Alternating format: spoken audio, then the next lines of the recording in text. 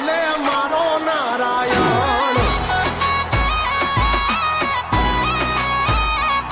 હા પાછળ પડી જાય જો ખાઈને ઈ લહણ, એમની જિંદગી માં લગાડી દેવા ગ્રહણ. યુદ્ધ એ જ